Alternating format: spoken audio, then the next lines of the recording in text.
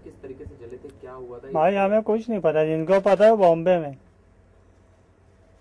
हमें ये सिर्फ पता है हमारी तबीयत खराब हो गई थी और हमें कुछ नहीं पता। भाई अब हमें बहुत अच्छा लग रहा है, अब हर जगह जा सकते हैं।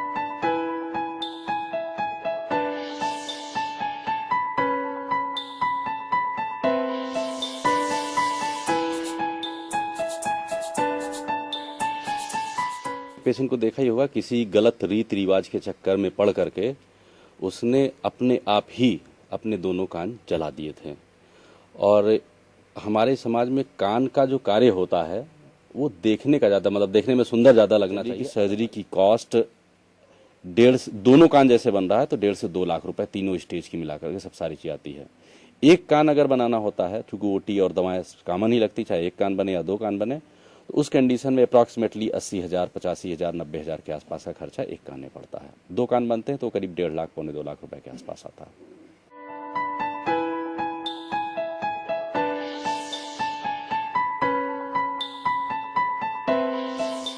ये बेसिकली ये ओशो इंटीग्रेटेड इम्प्लांट है। ये हम लोग के हॉस्पिटल की प्लास्टिक सर्जरी ओपीडी में आया था। ये डॉक्टर राजकुमार मिश्रा हैं, उनके ओपीडी में ये केस आया था। और बेसिकली ये एक कॉस्मेटिक केस है, क्योंकि इसके हेयरिंग में कोई प्रॉब्लम नहीं थी। इसका एक्सटर्नल एयर जो हम देख रहे हैं, ये जो बना हुआ है, ये एक्सटर्नल एयर ही डैमेज था दोनों तरफ का।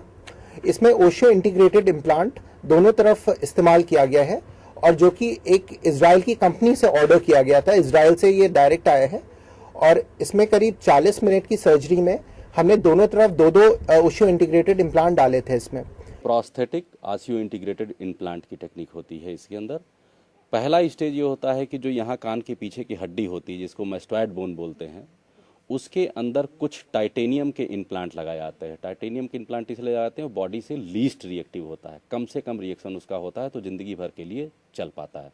तो उस हड्डी में बटन नुमा टाइटेनियम के इम्प्लांट होते हैं, उन दोनों को लगा दिया जाता है। करीब 3-4 महीने बीत जाते हैं तो उस इम्प्लांट के ऊपर एक नट बोल्ट स्क्रू जैसा चीज़ होती है, जिसको एबटमेंट बोलते हैं, उसको निकाल के बाहर की तरफ कर दिया जाता है यहाँ पर, जिससे वो 2 ठो पॉइंट की तरह से निकले रहते हैं।